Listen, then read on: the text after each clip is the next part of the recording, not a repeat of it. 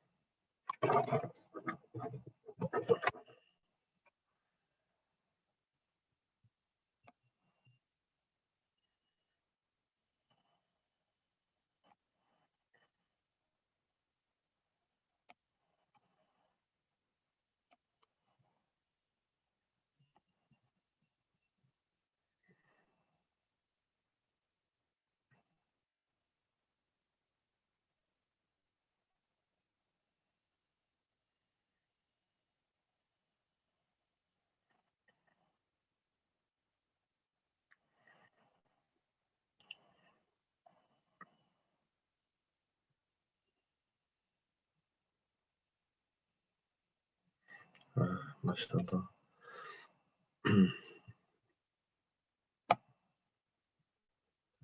Assalamu alaikum, everyone. I can see we're getting some people coming on. We're just going to give it a minute more, just to let it populate a little bit. Yeah, and it's great to see we have people from so many places. Alhamdulillah.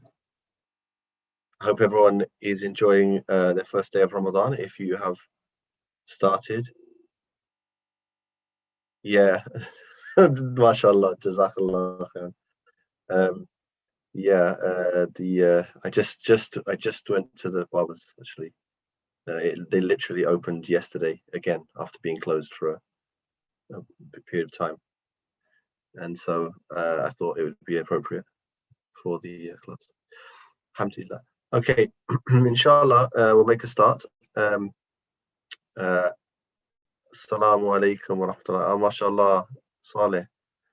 I was just talking about you today to my daughter. SubhanAllah. Nice to see you logged on. Alhamdulillah. May Allah connect us in this Ramadan. So we're going to start, inshallah. Bismillah ar-Rahman ar-Rahim. Alhamdulillah Rabbil Alameen. Allahumma salli ala Sayyidina Muhammadin wa ala alihi wa sallam. So welcome to another session of Ramadan Live. It's a blessing to be here with the Cambridge Muslim College, broadcasting to you for my regular session for the next 4 weeks. We're doing Tuesdays 6 o'clock this time, British summertime, whatever that means for wherever you are, and I think that's the time for many of these classes, so you should be able to join us. My class is going to be called, sessions are going to be called Transcending the Tribes, and so I want to talk a bit about what that means, what we'll be doing today, and sort of the plan for the day, inshallah. So I'm going to sort of talk for a bit, kind of something not fully like an academic lecture, but sort of a dars type situation, and then we'll open up for questions. When we have questions, there is a link that will be put in the chat, and you'll be able to type your questions. Just make sure that you click that it's for this session for Transcending the Tribes, and then that will find its way to our wonderful team behind the scenes who are kind of helping us manage this on the technical side. And what they will do is create questions that they want me to sort of the more practical stuff or the more meaningful questions, whatever it is, they will give me a list in a document that I can then sort of refer to, and so I don't have to kind of go through the chat, and that means you can kind of have your chat for yourselves and chat about anything you want. So hopefully that will work well. I'll be able to check that later on. I'll give you a reminder about that. I don't know how long this will last in terms of the exact breakdown. We'll see how we go, but roughly the sort of last half hour will be for the questions. So I want to tell you a little bit about what this kind of short course or short series of sessions is about. The idea of Transcending the Tribes really refers to this situation at the beginning of the time of revelation, the Arabia that the Quran was revealed in, and the fact of the tribal life of the Arabians of that time in the peninsula, how they used to live, and then that when Islam came to them, when the message of the Prophet sallallahu alaihi wasallam and the Quran was revealed in their midst, that led to a transcending of their tribal differences to a body of believers. And this is an incredibly meaningful event, and in the history of the world, and as for Muslims, for I'm assuming in the Ramadan live, mainly a Muslim audience is probably tuning in. For us as a ummah, this is the kind of one of the formative moments in history in which the ummah came into being, and this is so important, and so I want to talk about this period of time, really, the time from before the revelation, pre-Islamic period, which we focus on today, and then into the various stages. So we're kind of following chronologically a sort of seerah narrative, or a seerah division of time chronology. But in terms of what we're focusing on, it will be on these questions of morality and ethics, looking at the changes that the community underwent on a kind of moral and ethical basis. So the focus is not so much on the events as on some of the meanings, some of the sort of spiritual and ethical realities that emerged. So the focus is different from a kind of standard seerah, and that's why it's useful, of course, to have an awareness of the main structure of the seerah, but it's not a requirement. I'll try to explain things as we go. And in some ways, this follows some of what I do in my book, which I wrote several years ago now. Part of my PhD, I've got a paperback here.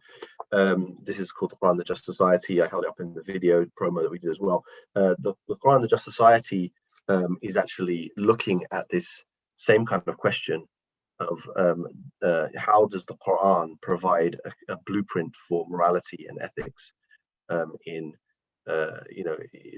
the periods of revelation, but particularly focusing on this question of justice.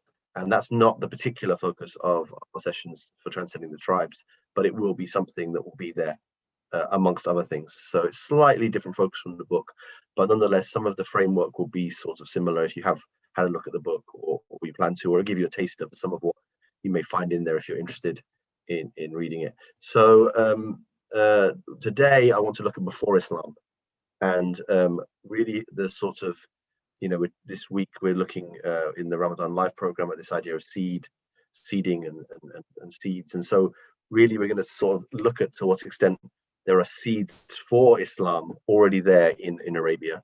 What were those seeds, and what were the challenges that they faced in sort of germinating, and then for Islam to kind of emerge from that environment.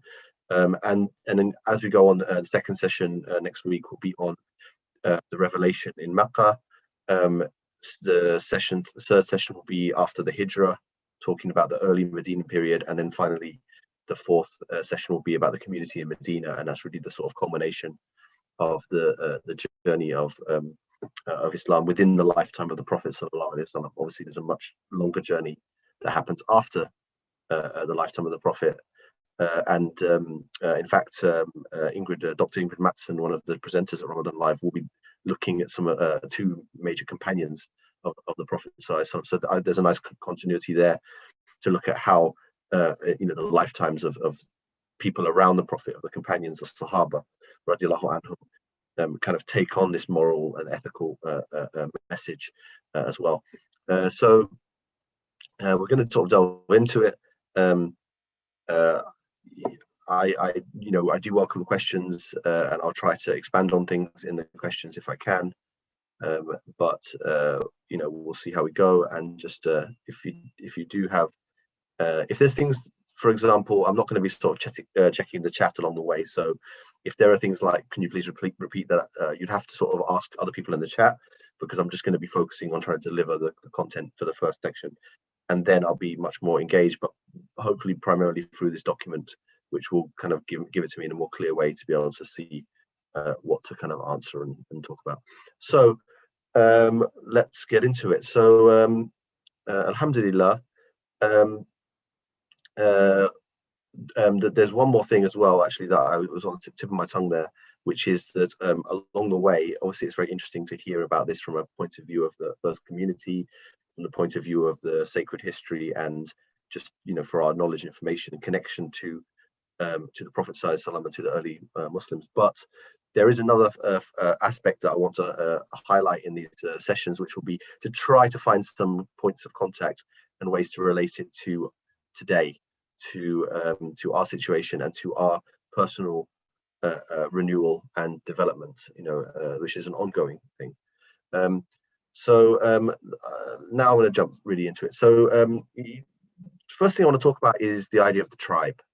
You know, in Arabic, the tribe is the qabila, and you know, you have, you know, a name of a tribe often named something, you know, for example, Banu Quraysh, so named after a major figure, you know, named after a prominent leader, you know, often a patriarch figure in Arabia. This is the pattern.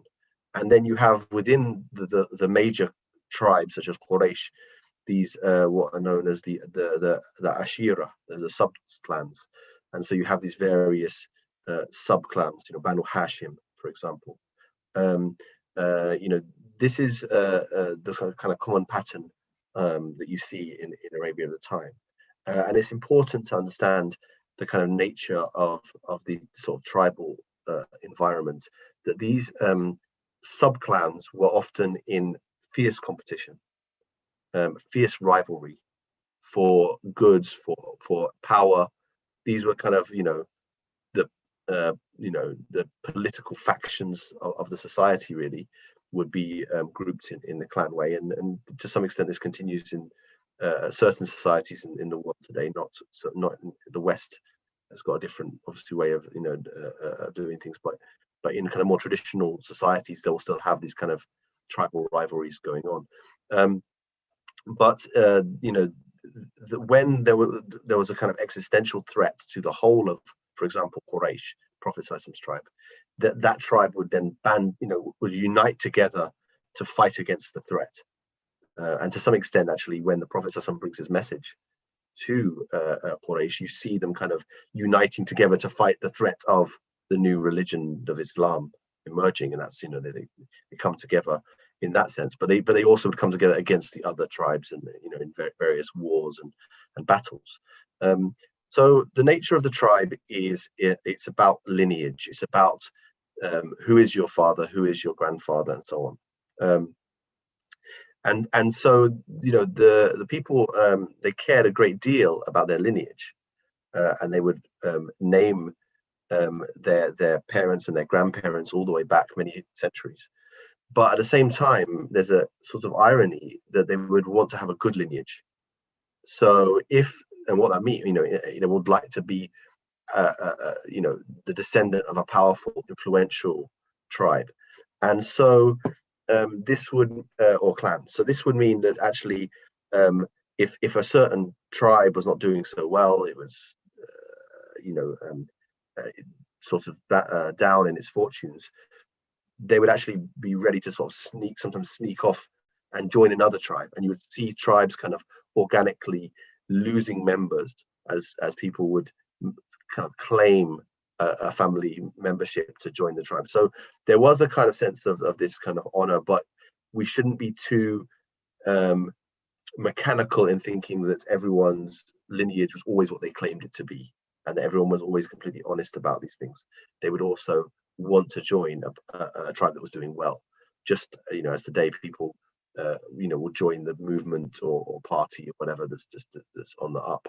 And there's also other types of relationships. If someone was, for example, enslaved and then freed, they could become a part of the mawali, basically a kind of client, so-called relationship to the tribe of the person who's freed them. And there were other types of alliances as well that could be. People with a lower social status could be kind of joined onto as kind of allies to a certain tribe. So there were various things going on. Now, some of this, the details and you can read books to go into these things, but we don't need to focus too much.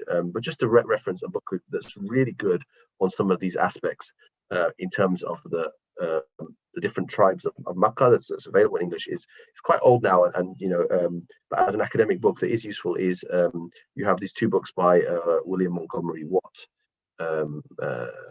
Muhammad at Mecca, Muhammad at Medina. He's also written a summary book, but the actual, for the more scholarly inclined amongst you, these are kind of good for. It actually goes through people who you come across within the early in the Sierra, these various figures. He tabulates them. He puts their tribes down. He talks about different relationships of tribes.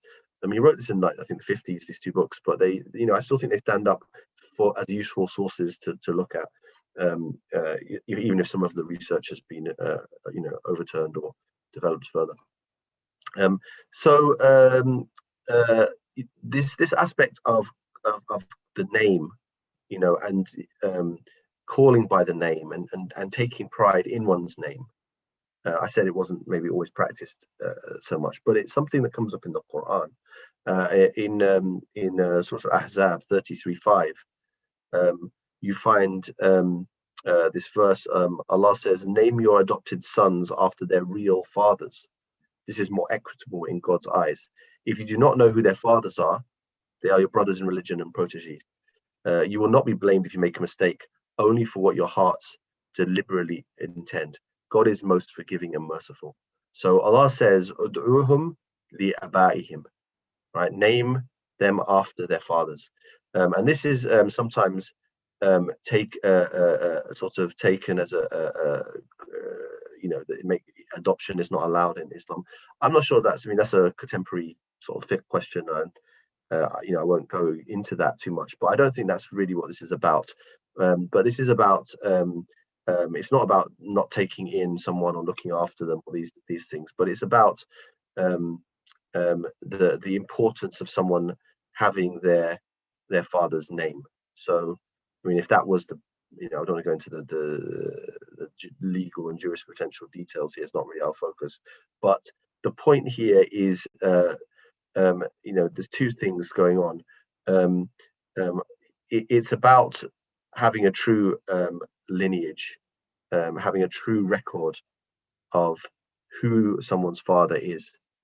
On the Day of Judgment, it is said that we will, in the Hadith, that we will be called by our names and the names of our fathers. So there is a value in this kind of connection that is mentioned within Islam. And also there was a concern, that people, if there was someone was given a name, given a name that was not their own, it may have effects on the kind of relationships they can enter into, to do with the prohibited degrees and so on. Who one can marry and so on. And this obviously came up with the Prophet Sallallahu Alaihi Wasallam's son, adopted son, Zayd. And so this is an important issue, that it's important that someone is named after their father, so that their true lineage is known, that the full gamut of their kind of the legal permissibilities around who they can marry, who is their blood and so on, is sort of known and is clear in society. So that's part of what's going on here as well. But there is this concern for the lineage and for the name, and the Quran actually is, you can see, actually critical of people switching their lineage to, for example, to become, oh, I'm actually a son of so and so, because that makes me seem more powerful or more give me a better social status. Actually, it's saying people should be named after their real fathers. You know, and you should. And this is an interesting thing to reflect on. Obviously, in our days, you know, our social situation is different in many ways, and so it's not as simple, you know, necessarily as just taking that as a, you know, as an absolute position. We need to take that injunction in its context and understand it. What was the intention here, and how does that relate? And so that's a detailed discussion potentially. So this is what's going on with these lineage and these tribes. A contemporary scholar, academic scholar, Peter Webb, I believe, he mentions that in the first 2 centuries of Islam, Arab tribes were cohesive socio-political units, often in competition with each other, and the memories of pre-Islamic battle days and tribal antagonisms played a central role in tribal memory, which spilled into the politics of the early Islamic world. In this environment too, tribes would naturally seek to remember their pre-Islamic history in terms of heroism and nobility, as each tribe could be expected to want to portray its past in a positive light. And so what he's actually alluding to here is that even though I'm talking about transcending the tribes, it's not an absolute. You know, the Arabian tribes remain an important feature, a cultural feature of early Islam and into even later Islam. You know, you'll often hear certain scholars or prominent people naming, you know, linking themselves back to their particular pre-Islamic tribe or group. So the discussion here isn't an absolute. You know, it's not that Islam came and tribal identity was removed, or that somehow, you know, because of Islam we haven't, you know, we have no kind of heritage that we can look to. It's more a case, as we're going to see in the session, about uprooting some of the negative associations that went along with the tribal heritage, particularly what is known as Jahiliyyah. And so that's what we're going to come on to. But what we have, you know, just even now we're talking about name by the, you know, call them by their names, is a focus on, you know, family as an important thing, as, you know, as and heritage as an important thing. But there is an important caveat in terms of how one is to balance the call of you know, family, you know, or tribe, compared to how one is to balance, you know, how it's one to take the greater element of the religion, or the deen, the faith, and the idea of brotherhood and sisterhood and community and faith. So what about this word Jahiliyyah? The Qur'an actually uses the word Jahiliyyah in several places, and it's always in a negative light. It's commonly translated as the age of ignorance, from the word Jahl.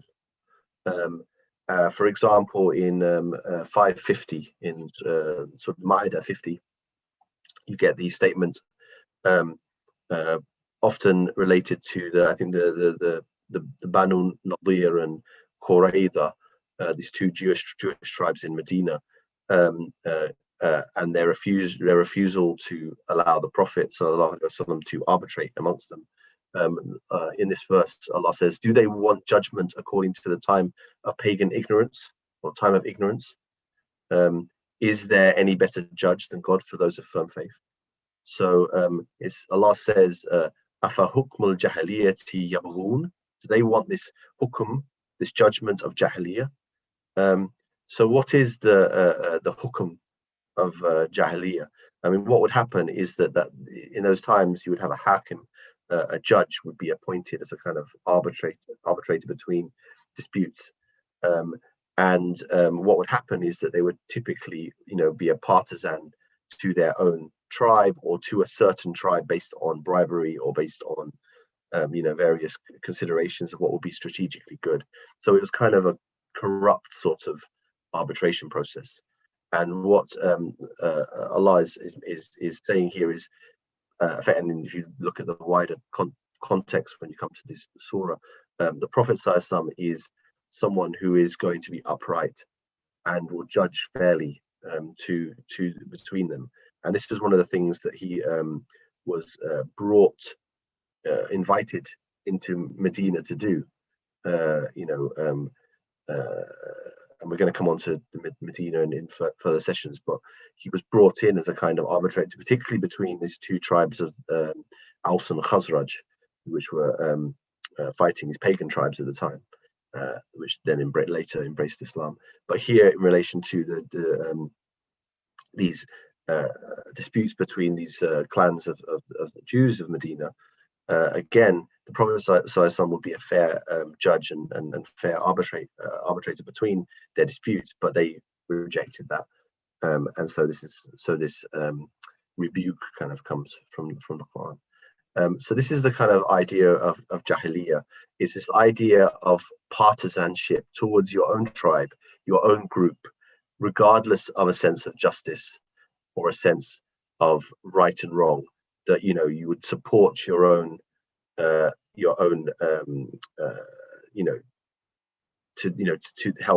help your own, and so this is something that is at is the Quranic revelation, and then the ethics of Islam is completely against this. That we must have a standard of morality or ethics that isn't just about supporting our own narrow interest or the interest of your own family or something like this. It has to be based on what is right, even if it goes against your family. And so there's these famous couplets of Arabian poet, Arabic poetry, by someone called Durayd ibn al-Simma. He was like a famous poet, and I think eventually he was in the time of the Prophet. I think eventually he was, actually involved in some of the battles of the later, the later Medinan period. But this is from the poetry that, from before Islam. He actually warned other people of his tribe against going into a certain raid, a certain ghazwa, to go and raid and get something from, to take from another tribe. And he said it was a bad idea. And this actually, ends up taking the life of his brother. And so this is the poetry. I've translated it, but he says, "I gave them my command at Mun'araj al-Liwa. They will never clearly see guidance lest by light of the morrow. When they disobeyed me, I was still from them, though I saw their error and I was not rightly led. Am I except from Ghaziyya? If she errs, I err. And if Ghaziyya goes aright once more, I go aright with her." So just to sort of break this down a little bit, Mun'araj al-Liwa is a place. It literally means kind of wrapping the flag, which is like, maybe it's a place where, what they would do is they would like wrap the liwa, the kind of standard that they would take into battle. So that would be an important job. But I understand it's actually a certain place name. And he's telling them, don't go on this raid. And they don't listen to him. But he says, despite that, I'm still from them.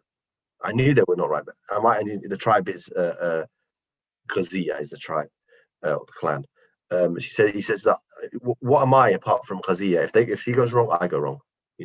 So it's this complete identification between the person and the will of the tribe. If that's the decision made by the tribal council or by the leader or by the sheikh or whoever's making this final decision, it was normally a kind of slightly collective decision, but with some people with more prominence in a kind of council or mala kind of council situation, that they would get together and make these decisions about what to do. But if that decision is made, then one goes through it before, for or against. There is no idea of a kind of separate standing outside the tribe or objecting. There's an objection, but there's no, there's a complete identification to just go along with it, that one must, and that's how it was understood in that way. Now this is slightly romantic, as a depiction of what was going on, but there's some truth to it, and it's a truth about the kind of collective life, a nomadic life that existed in Arabia at the time. That the system couldn't work if people did not feel that when a certain decision was made, that they were bound by it and to go along with it. along with the tribe. There isn't kind of there is this tendency within the Arabia of the time. And then if this gives one sense of that, maybe we could say the sort of pre-Islamic code of honor and the sort of tribal nature of that, and the sense of what's right is what's right for the tribe's good, good as a whole. Then you also have another tendency, possibly a later development, which comes along, and this is but still before Islam, which is the Hilf al-Fudul, often translated as pact of the virtuous or pact of virtue. Could be translated as pact of excess. Fudul is something more, and the reason for this is because of why it came about. So you have in, for example, the Sirah of Ibn Ishaq, one of the early compilers of the biography of the Prophet Muhammad Sallallahu Alaihi Wasallam, that the Prophet, when he was young, still a young man, he witnessed this pact of the Hilf al-Fudul. And what this is that Hashim and various other factions of Quraysh, they gathered together and they promised to stand by both, the oppressed amongst themselves and others who entered Makkah. And it was in response to a particular kind of injustice that had been perpetrated. And what they would do is that anyone who had kept an excess portion of goods would not be left alone until they had returned what was due. So, if someone had taken more than their share in a trade or something, they would just be hounded by members of the tribe. They'd be forced to give back what they, what they had taken unfairly. And it was something that would transcend the individual tribe. It wouldn't necessarily have to be in the interest of, even if it went against what was good for Quraysh or what was good for Hashim, it was done as an understanding of this is what is justice. This is just. And this is before Islam. It's before, in the sense of before the Qur'an, before the revelation has come. And the Prophet ﷺ in the Hadith says, I witnessed in the house of Abdullah ibn Juda'an a pact more beloved to me than red camels. Were I called to honor it in Islam, I would respond to it. So the Prophet ﷺ, obviously this pact took place in this particular house of Abdullah ibn Juda'an. But he's saying, you find in a number of hadith, this comparison to red camels. It's kind of they're the prestige best type of camels. So it's kind of like, I don't know, it's like saying, it's like the Ferrari of the time, or the Lexus, or the whatever, the Mercedes Benz, or whatever, fancy, a fancy commodity of the time, something that was valuable, something that was beloved. And obviously this is a way of speaking to convey a message to the audience. Obviously the things that are most beloved to the Prophet ﷺ are not camels necessarily. The Prophet ﷺ, his love is for Allah subhanahu wa ta'ala, and for all sorts of khair. But when talking to an audience and making that point to people who are still in the mindset, maybe more oriented towards the dunya, then it's useful to bring something that's kind of worldly value, so everyone goes, wow, of course that's really valuable. So this is why he mentions this. And then he says that were I called to honor it in Islam, I would respond to it. So he's saying that even if after he's brought the Sharia, the Qur'an, has been revealed, there's this completely new situation.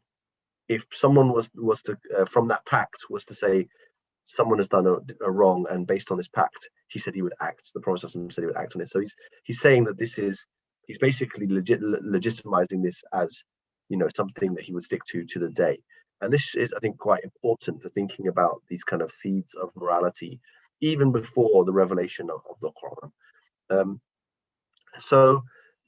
I want to kind of shift focus a little bit and just sort of zoom out a bit from these individual anecdotes or individual kind of incidents that I've been mentioning, and just think about how this pre-Islamic period is often understood from the point of view of the tradition in classical literature, in history writing, in the later periods of time. Because when we don't have the ability to stand and witness with our own eyes what it was like to be in Mecca, we don't have the ability to jump into a time machine and be there, however much we might yearn for that or want that. But we have to go through history, and we have to go through writing and reports and transmitted reports, whether put down into books or through first through asanid, through chains of narrators that then get written into books and so forth. This is how we have to look back to that time, through sources, through materials. And what we sort of see is that you have these kind of two images sometimes of that period, of that pre-Islamic period. What was the pre-Islamic period like? And there was one image is one in which this is a place of ignorance. This is a place of cruelty, of idolatry, of sort of disgusting habits, of murder, of just bloodshed. The Arabians had no idea of right or wrong, right? And I'm going to read you something that reflects that kind of perspective. And then you also have this other image, which is about the nobility of the Arabians, of the Arabs, of the goodness of them, the virtue, and particularly of Quraysh and of Banu Hashim, of the Prophet's clan. And so in this session, the kind of where I want to kind of take us to is, how can we look at these two sides? How do we join between these images, which are in the sources, and how can we understand what it was really like? And I'm not necessarily going to be able to fully do that for you, but I will at least try to give you some ideas of what I think could be a useful way to kind of reconcile between these images we have. And so first thing I want to read to you is as recorded by Ibn Kathir, the speech of Jafar ibn Abi Talib to the Najashi of Abyssinia. And he said, and it's very famous from the Seerah, and he said to have delivered this when members of the Quraysh tried to force the Muslims to be returned to them. This is the period of what's known as the first Hijrah, when they went to Abyssinia before the Hijrah to Medina. And so the Najashi, or the Negus of Abyssinia, is speaking to Jafar, and he's asking Jafar, what have you been brought? What has the Prophet brought to you, and so on. He's asking these questions, and Jafar says, "O King, we were a people of polytheism. We worshipped idols, ate the meat of animals that had died, offended rules of hospitality, and permitted things forbidden, as in the shedding of one another's blood. We completely ignored matters of right and wrong. And so God sent to us a prophet from among ourselves, whose honesty and trustworthiness we knew well. He summoned us to pray to God alone and without associate, told us to respect rights of kinship, to honor rights of hospitality, to pray to God the Almighty and Glorious, to fast for him, and to worship none other than him." And Ziyad stated from Ibn Ishaq, "And so he called us to God to affirm his oneness, to worship him, and to tear down all the other stones and idols we and our forefathers had worshipped apart from him. He ordered us to be truthful in our speech, to keep to our trust, to respect kinship ties and hospitality rights, and to abandon things forbidden and the shedding of blood.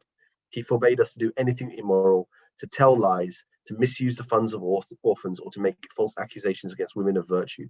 He ordered us to worship God and to associate no other God than him. He told us to pray, to give alms, and to fast." I mean, you can see just how much of kind of this is a summary of the kind of the main aspects of what is Islam about, what is the nature of Islam. It's these kind of features, these things. So this is one picture, but the picture is one of complete, of a complete social disaster before Islam, of ignorance piled upon ignorance, and it's very clear. But then when you go to the Shifa of Qadi Iyad, you find, this is said about the Arabians before the Prophet the lineage of the Prophet Muhammad was from the best of the children of Hashim and the noble fabrics of the Quraysh. He was descended from the most noble and mighty Arabs, not only on his father's side, but also on his mother's. Referring to the blessing of his nobility, the Prophet ﷺ told Abu Hurairah, I was sent from the best of each consecutive generation of the children of Adam until I appeared in the generation in which I am from. We are told by Ibn Umar that the Prophet ﷺ said, Allah the Mighty, the Glorified, chose from his creation the children of Adam. Then from the children of Adam, he chose the Arabs. Thereafter, he chose from the Arabs the Quraysh. Then he chose from the Quraysh, and from them he chose the children of Hashim. From the children of Hashim, he chose me, and I am the best of the best. Whosoever loves the Arabs loves them because he loves of me. Whosoever hates Arabs hates them because he hates me. So this is what you find in the Shifa of Qadi Iyad. So, and I can go on. There's this further narrations that sometimes there's a tafsir given to the verses of Ash-Shu'ara, 26 Surah 217 to 219. وتوكل على العزيز الرحيم الذي يراك حين تقوم وتقلبك في الساجدين. And basically rely on the Almighty, the Merciful, who sees you when you rise up and when you go down, literally descending or taking turns among those who fall in prostration. But basically, this is understood sometimes, this idea of taqallubaka fi sajidin, to sort of turn over. I mean, literally, it probably means to actually the positions of prayer, that Allah sees you when you stand up in qiyam, and when you go down into you move up from that position, you turn down, turn over to being in prostration, and vice versa. But some of the mufassirin, including reports attributed to Ibn Abbas, this is this taking turns, or this taqallubuka fi sajidin actually refers to the Prophet ﷺ's the transmission from person to person amongst those who pray, who worship, i.e. that the Prophet ﷺ's forefathers were people of prayer, people of tawheed and of goodness. And so there's this theme that runs through our understanding, that praises the Prophet ﷺ, of course, but praises his clan, the Quraysh, and actually the Arabians. And it can sometimes seem hard to understand how can this be kind of reconciled with this picture of ignorance. What's going on with the two? Are they in conflict, or is there a reconciliation that can be made? And there are various ways to approach this. From a more academic or scholarly position, we could say that it really depends on the kind of methodology, theory, framework, and ultimately, the type of stance we want to take, theological, historical, and so on. So there's many ways to reconcile these things, and I'm not suggesting that what I will say to you is the only way in any sense, but it seems to me that this connects also with some of these theological questions that come up about morality, about is morality something that is intrinsic to the world, that Allah has placed and created in the world, and therefore that is naturally available, that human beings can naturally sort of see what's right and wrong, through their own faculties, through perhaps engaging their minds based perhaps on the fitra? Or is it that human beings really cannot do that, and what the way to know right and wrong is only through the revelation that comes from Allah? And these are different models, that are understood in different schools of thought, from the theological schools. And I actually discussed this in my book, in the Qur'an and Just Society. There's a fair bit of this kind of discussion in the kind of first and second chapters, I go into some of these kind of meta-ethical questions, which I don't want to go into too much detail now. I would just say that, personally, I'm, I personally generally follow or develop from the ideas from the Maturidi theological school, which does think there is a kind of intrinsic morality to the world. So it's not that everything can be known without revelation. There's a place for revelation, a very important place for revelation, in fact, but that certainly this kind of core morality would be available and they would know. And I think that actually does fit well with what I've presented about the Hilful Fudul, about the kind of things that are going on before Islam. There is, a sense of I think of right and wrong, often in the Qur'an, the call is being made for the Quraysh to act rightly, to act correctly, to act uprightly. It's not just saying just follow this because you never knew anything before, but it's talking about the fact that they've strayed really from what they should already know and what would be the right way to act and so on. There's actually an approval of what is ma'ruf in the Quran, in many places. To follow what is ma'ruf is something that is known. Munkar is something that is kind of rejected or unknown, or not. It's the opposite of what is kind of sort of almost customarily known as right. However, there's a need to be careful about this because custom itself can become kind of corrupted or far from what Allah Most High wants. So you have these different pictures, and I think that one way to try to do something to kind of like bridge the gap here is that we're seeing this kind of this idea of Jahiliyyah, but there are reports in Tirmidhi and Nasa'i, I believe, in the collections of Tirmidhi and Nasa'i, that Quraysh only recently adopted Jahiliyyah, and certainly,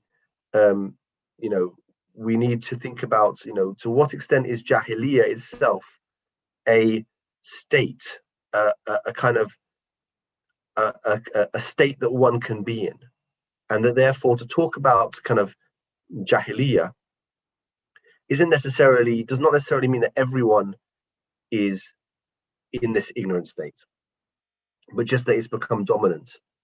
You still can have noble people. You still can have the Hunafa, the Hanifs, the people who maintained monotheism, maintained Tawheed, even in Arabia. When many people were associating partners to Allah. You still can have people from a noble family line. You can have this idea of the Banu Hashim of being a noble family, and the Prophet as being from noble blood and so on. These ideas obviously ideas of like noble blood and so on can be very uncomfortable to people in the modern world. But I think, to be honest, to the tradition, to Islam, these are the kind of terms that it has been understood and that you will find in the sources. This idea of a kind of noble prophetic lineage is very clear in the Quran, for example. And the different, if you go to the Hadith sources, you find similar things as well, and in the Tafsir. So, these ideas, particularly in connection to the prophetic mission and the prophets and the family lines of the prophets, is very, very clear that there's a sense of there being these noble lines.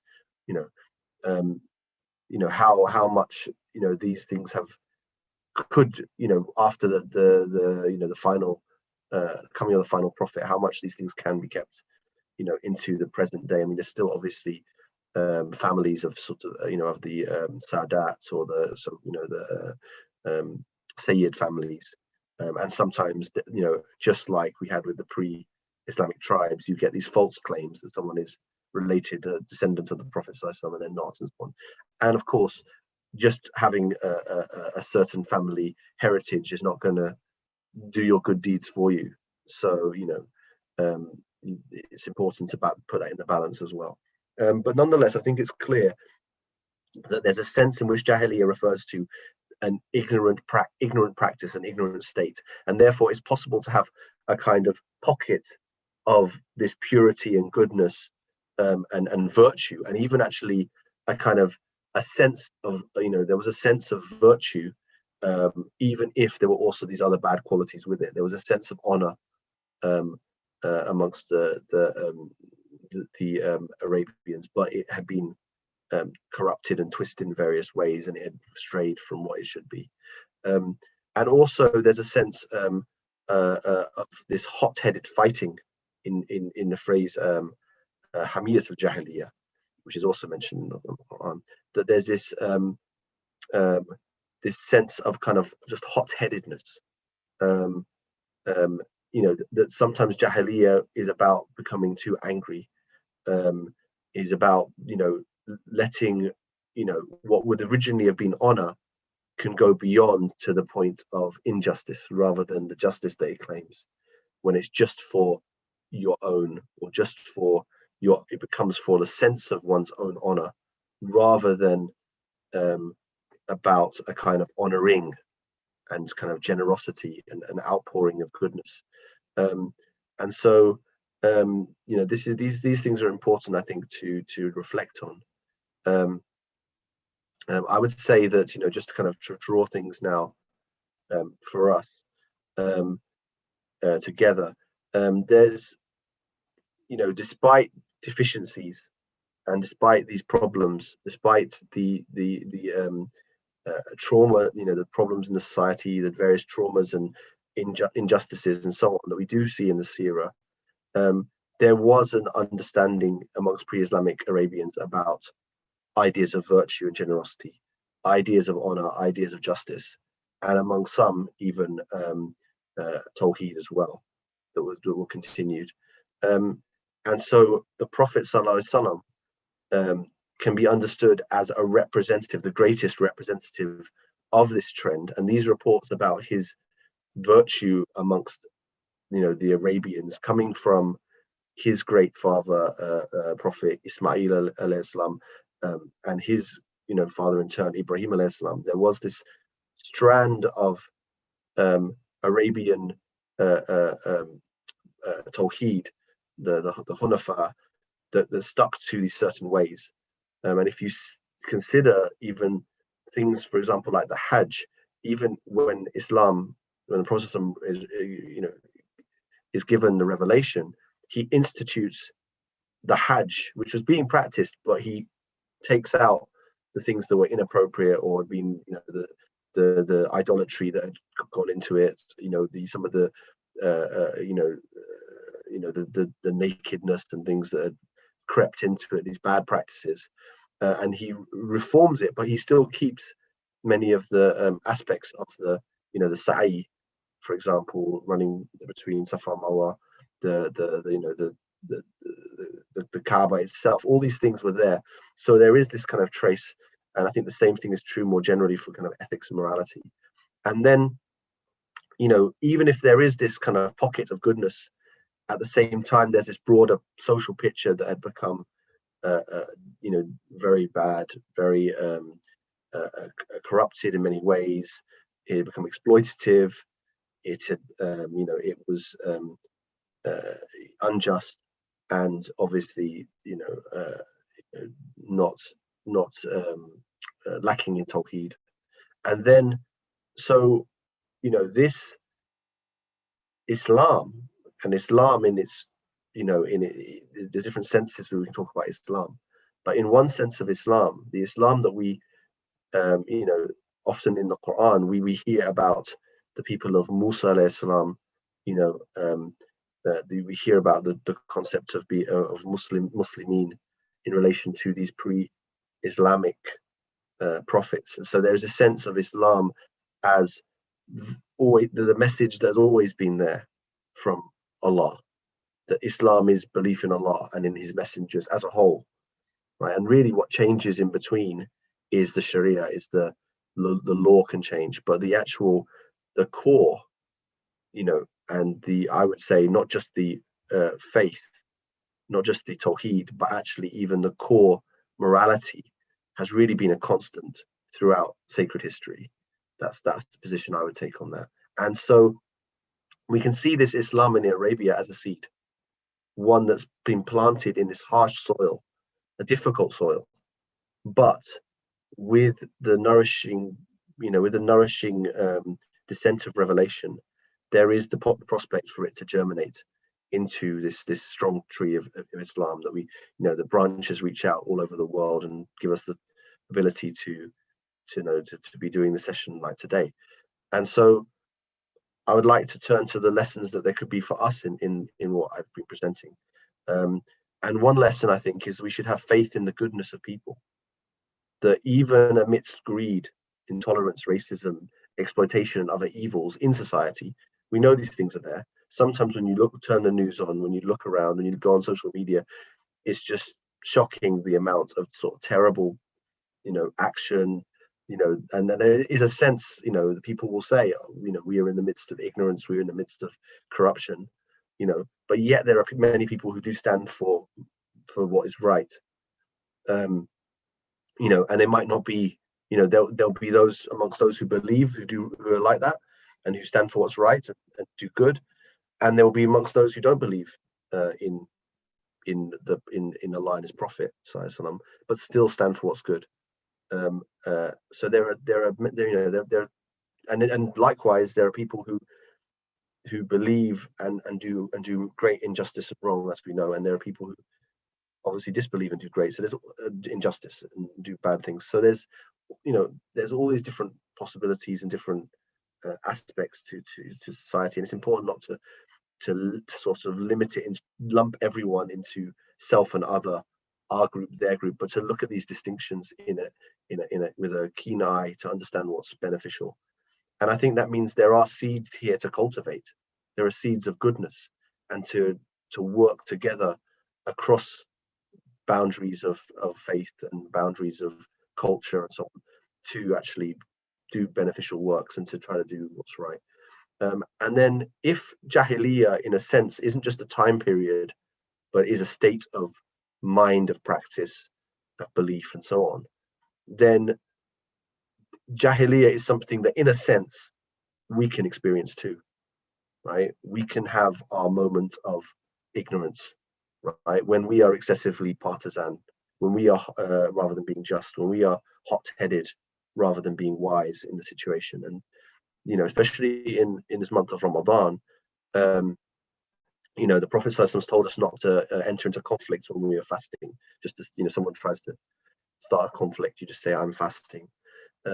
So there's a importance to not breaking the fast by getting agitated, not breaking it in the sense of, eating food and having to, make up the day or something like this, or do the kafara, or pay the kafara, but breaking it in the sense of losing the benefits of the fast, potentially losing the reward of the fast by becoming angry. So there's a huge gulf between legally, fiqh-wise, completing the fasts according to the rules of fiqh and getting the full benefit of the fast. And if we just look back on our previous Ramadans, how many days were wasted or ruined by arguments that came even in, or other things, other sins that came into it. And hopefully that, we're in a position where that's not our reality, but obviously we all can think of probably exceptions when we've not lived up to our to our aspirations about keeping the fast in the spiritual sense. And then so there is a need to sort of fast from anger itself, and this will help us to fast from the hot-headedness of Jahiliyyah, in a sense. So anger, we are told anger is from the shaitan, and we should cool it by making wudu. If we're feeling angry, we can make a fresh wudu. If we're standing, we can sit down or lie down. These things, these wisdoms are in the Prophet's hadith and and we can benefit and try to keep our fasts in the best way. And so hopefully, on a social level and on a personal level, we can try to nourish these sort of seeds of goodness within ourselves as well. And inshallah, as we go on, we can talk about the other stages of the community and its development. What happened, if this is the goodness that's already there, just by the virtue of the Prophet ﷺ being who he is, and the people around him being who they were. And the Prophet ﷺ said that the people are like mines, and the best in the Jahiliyyah is the best in Islam, if they understand. So there is this sense in which there is this dormant potentiality in everyone, and every human being, I believe, we should believe that there's a potentiality in them to become better, to embrace faith, to do good deeds, and to do all these, to join in the blessing of Islam. And it's important to have that understanding, and then we can see how does revelation then make that critical difference when the Qur'an comes to the Prophet ﷺ and he starts to teach the people in Medina. How does that take the community to the next stage in this kind of Meccan period of the Seerah? And that's why I want to inshallah join you, discuss with you next week, inshallah. So alhamdulillah, this will conclude the first hour, and I would like to sort of switch to Q&A. So I'll take a little breather for a second. I've been speaking for a while now, and inshallah, hopefully that was beneficial. I'll sort of check out the questions form and have a little look at the chat just to see what's going on. So inshallah, I look forward to that.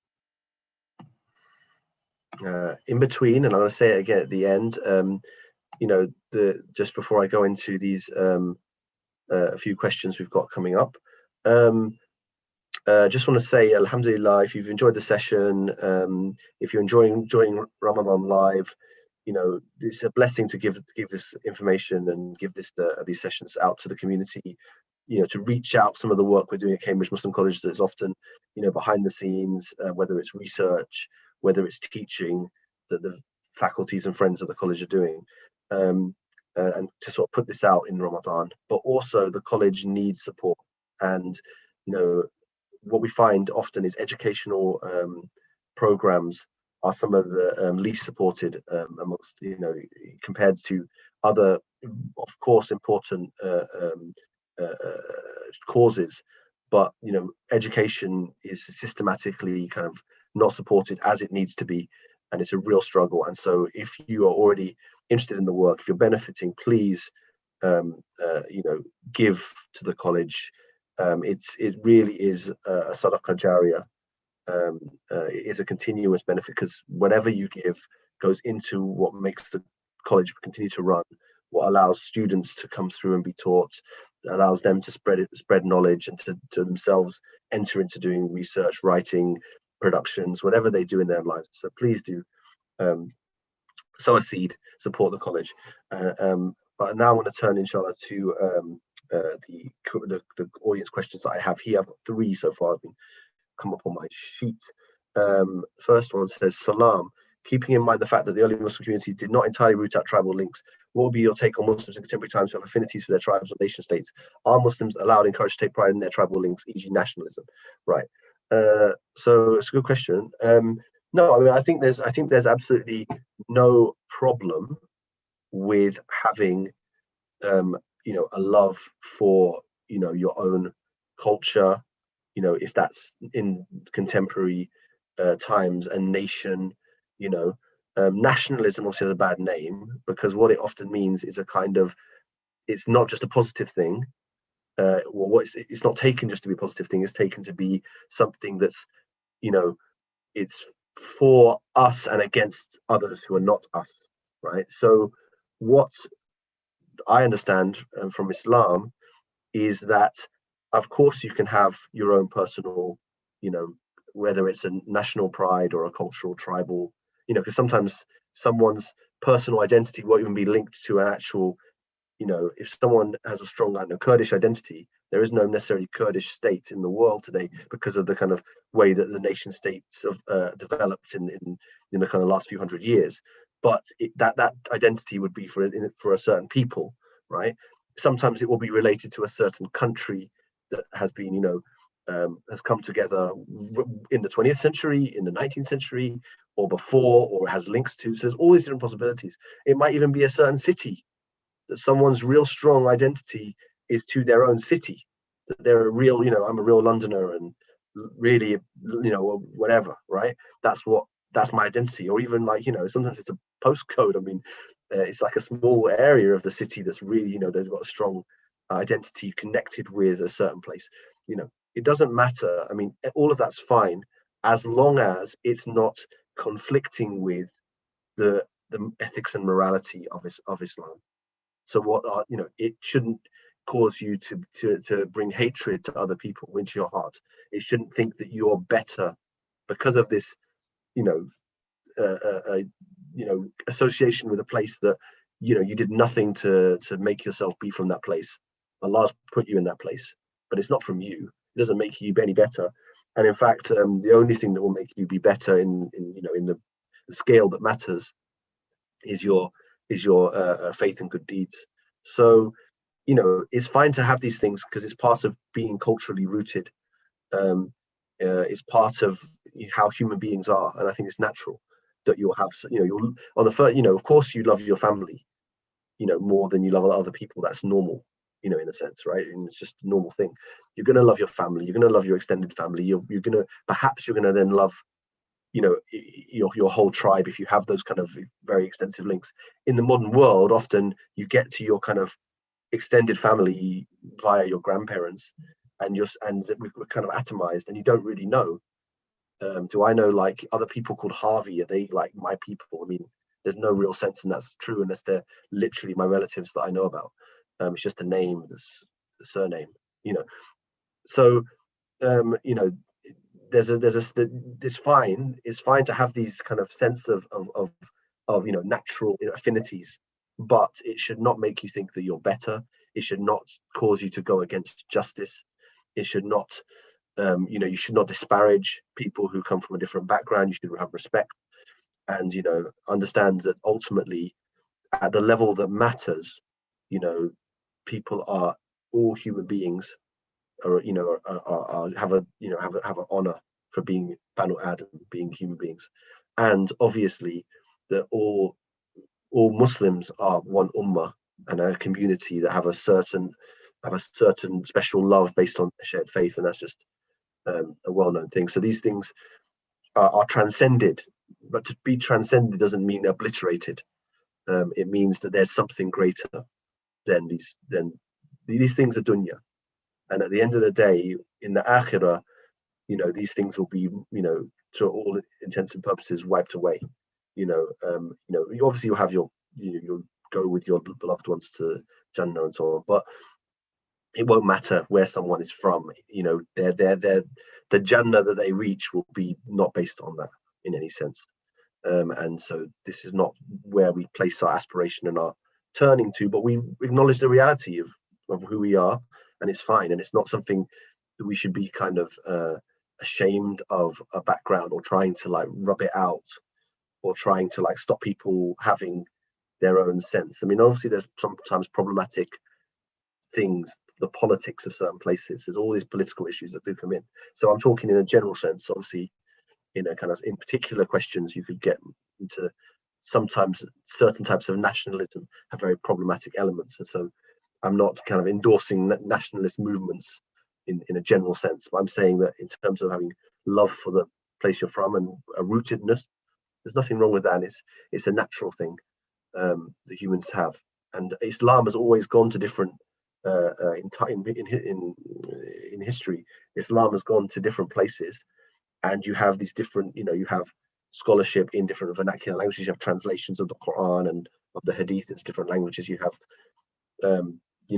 art and culture and song and all these things that will reflect different cultures, and that's absolutely normal, of course, and a blessing actually. And Allah says that He makes people of different different peoples and tribes and so on, so that they can come to know each other. And so this is a part of the divine blessing and wisdom is for us to be in these different nations and so on. Second question, Salam, Mr. Harvey, this is really great so far. May Allah reward you for it. Ameen. My questions are: what were relations between the Arabs and non-Arab groups? Would Arabs at the Jahili time ever prefer a non-Arab, say an Ethiopian, over another Arab, even if they were from rival tribes? So generally, it's a good question. So we do have to say that some of our sources for this material, like we have certain reports, but there is a sense, or that we don't always have the full picture, or it requires a great deal of digging and research to be able to accurately sort of look at it. But there's always going to be some speculation. Obviously, our sources from the time of the Prophet onwards are much better than before. But what we would see is that generally there was part of this Jahiliyyah was that Arabs at the time would tend to think that Arabs were better than non-Arabs, right, in general. And often there was, racism and so on going on. Now, we have to be careful, because an Arab could be, of black skin. That's not the issue. But, it's not, the Arabs were kind of quite diverse, fairly diverse people. They weren't all of kind of one type necessarily. So there wasn't, it wasn't necessarily about like kind of color of skin necessarily, but it would be more about, for example, as you mentioned, someone that was from Africa, for example, may experience racism. I'm not, it's not an area that I'm a specialist in this. There are people who work on this and will have a lot more to say. But my understanding is that there was a kind of often a sense that of a superiority, and that's a constant danger with with these kind of things that we have. If you do talk about certain blessed lineages and the prophets being of such, there is a danger that people will start to think, well, then therefore a certain people will be kind of superior. And there were various perspectives on that actually in early Islamic times. Some groups certainly did think that like Arabs were superior to non-Arabs, and others would think no, it's not. That's not should not be the criterion. But yeah, so in the there generally would be a preference for one's own clan, then one's own tribe, then probably Arabs in general, or like Hijazi Arabs, then like the whole of the peninsula, and then people from outside. But it was also possible, for someone to come, be captured, I don't know, as a slave and come in, and somehow, there were ways that someone could distinguish themselves to rise up in social status. It's not an absolute kind of caste system or something like that, but in general terms, this was generally the pattern, and it would be hard for someone who's coming in from outside to compete in terms of prestige with people from the sort of major families. So this is what I would say about those that question. Muslims have become tribalistic and nationalistic. In other words, they have become racist. What could be done to transcend racism among Muslims? I mean, this is a big problem, and it's obviously we have the kind of speaking from a Western context, is obviously the kind of Islamophobia and racism that you get from the kind of dominant, I guess, majority white community towards non-white members of the nation or the community, right? But also there's racism between groups, that so and so group of Muslims thinks that the other ones are like this and that, and and this is and they don't want to have marriage to another group and so on, and under any circumstances, obviously they so these things do happen, and it's a very big question. How can we transcend racism? I think the one of these things we need is education. People need to understand Islam. They need to we need to have a good understanding of what Islam, because Islam completely, there is Islam in terms of the Qur'an, the Qur'an, Allah explicitly talks about the all human beings as as Allah's servants, talks about the believers, there's never an indication that a certain, ethnic identity is somehow superior in the Quran. You can't find that anywhere, right? You had taught, it's just the whole teaching of the Quran is about the relationship with Allah, and the people turn back to Allah, about this faith, about these things that are internal. And the Prophet says that Allah does not look at your appearance, in your clothes. Allah looks at the hearts. So we need to teach this to our community as best as we can, if we have this knowledge, that this is superficial, it's false, and it's the worst. It's really the worst. It's one of the worst diseases, in society, and we have to check ourselves. Are we unconsciously falling into this? And it's something that can always can come, because it's this kind of it's taking that natural affinity someone might have for their own family or their own nation or whatever. That the thing that I said is absolutely fine, but it's twisting it. And so many things in the deen, or so many things that are sins, are taking something that's good, but then twisting it, in a way that's negative. For example, it's perfectly fine to take to try to look nice, or to wear nice clothes. I mean, it's perfectly fine to do that, but then to become prideful and to think that, oh yeah, I look the best and other people look bad, and then you become arrogant, and you become, so on. And there's so many examples like this where, something that has a root that's acceptable is twisted to become unacceptable. Having a love for like your own culture is fine. Thinking someone else is somehow inferior because they have a different culture is madness. And so, yeah, I mean, it's very hard to fix these problems, but we have to do our own part in our communities, in our families. If someone is, the practical thing is, if someone is saying something racist, like kind of casual racism, whatever it is, that so and so group do this or do, and they're making jokes, then just challenge, say, this is not acceptable, or that's not the right way, or just don't laugh, wherever your level is, do something to stand against these kind of things. And there's obviously much bigger things as well that can be done. And if there's campaigns and things that are beneficial that you feel will help, you can get involved in these things. I mean, these are all things that can help. There's been a lot of attention in recent times to kind of, especially kind of anti-black racism in the kind of wider society. And so Muslims have a part in that as well, that they have to check themselves, even if many Muslims are not necessarily coming from sort of a white background necessarily per se.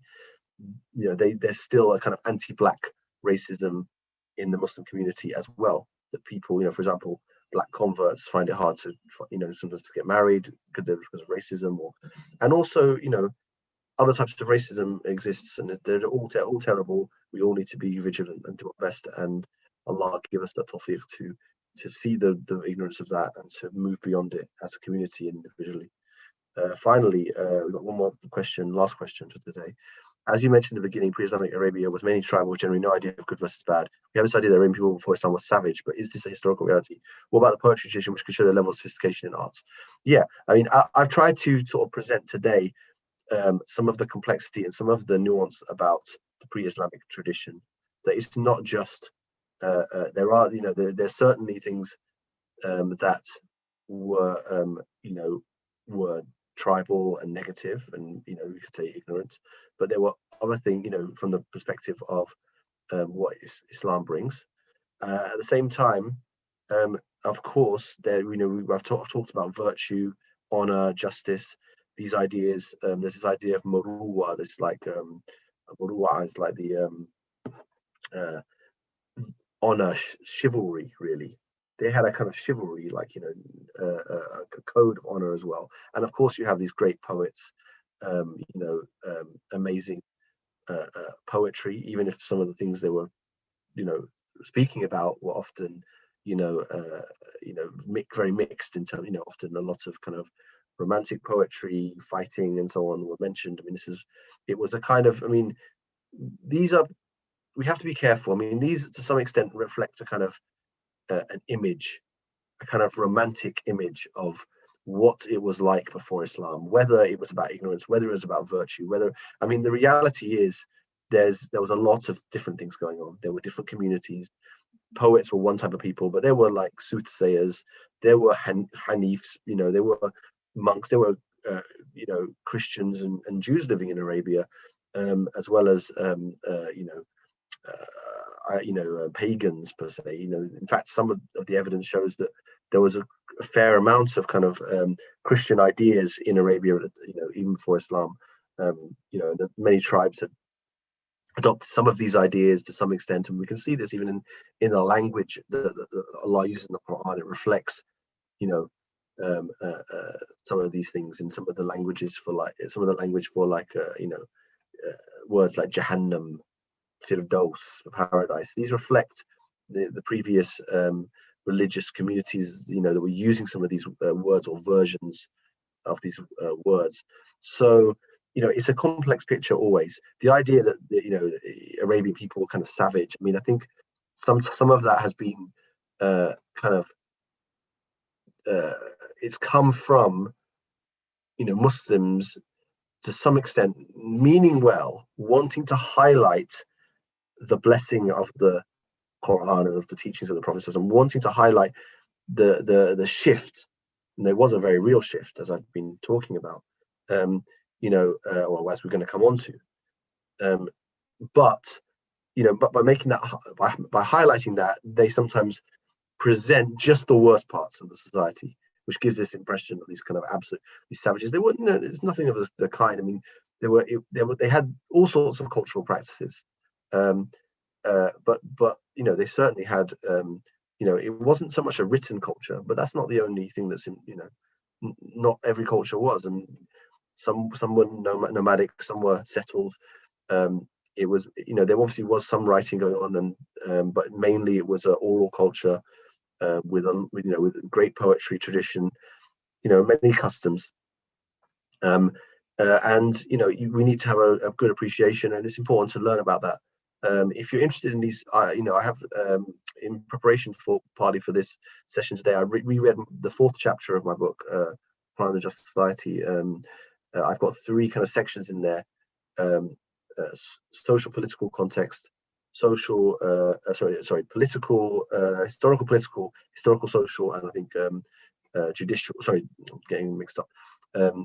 Political, basically political context, economic context, and judicial context. So I'm looking at the kind of what was the politics like in Arabia, and it starts from pre-Islamic times into the time of the Prophet, and I talk in detail about the different, divisions of the Meccans and the different groups and tribes, and how they developed and how they interacted. And then I talk about the kind of economics. How did they live? What, to what extent were they agricultural? To what extent were they using sort of nomadic or trade, and so on? How did that change over time and in the time before Islam? And then I talk about the kind of judicial process. How do they deal with crime and infractions and stealing and so on? So I think this is it's not the part of the book that many people kind of focus on, because it's kind of really a kind of preliminary thing that I do before I get into the main discussion on the different parts of justice in the Quran. But I actually think it's a very good introduction to some of these ideas about the pre-Islamic period, and understanding the background to the kind of the society. It summarizes a lot of the research that's out there, both from the primary sources, Arabic sources, and also from discussions in the secondary literature in the academic space. So, if you do read the book, I mean, that chapter would be quite interesting in this discussion. And inshallah, I would advise you, I'd be very happy if anyone did want to, get a copy of the book and have a look, and hopefully it will be beneficial in many ways. So I'm going to finish, inshallah, for the day. Alhamdulillah, jazakallah khairan for your for coming and watching, whether it's now live or later on as a video. I hope it was useful for you. And I would like just to say, sow a seed for your akhirah as well, by supporting Cambridge Muslim College. Go online to their website, and in Ramadan, do make a firm intention, a firm commitment to give something of what you can. As part of the giving, we all give some sadaqah in Ramadan, but if you can give more, if you can turn that towards the CMC, they're doing amazing work. I've been sort of associated in some form, whether research fellow or a visiting lecturer, since 2014, 7 years, and they've been doing amazing work, and with many programs and great leadership. And so they really do need the support of the community, and it's a blessing to have an institution like the CMC amongst us. So please do support in any way you can, and even if you're not in the UK, even if you're somewhere else, the output that they're giving, the research, the programs, things that are going on online, you still can support a good project. So if do consider it. If you're benefiting, then consider it something you can do, just even in a small amount. It all adds up and it all helps. And with that, I would like to say Jazakallah khairan for your presence today, and I wish you a blessed Ramadan, the first week of Ramadan, good fasts, good reflection upon the Qur'an, and every goodness in your life, inshallah. سبحان ربك رب العزة عما يصفون وسلام على المرسلين والحمد لله رب العالمين.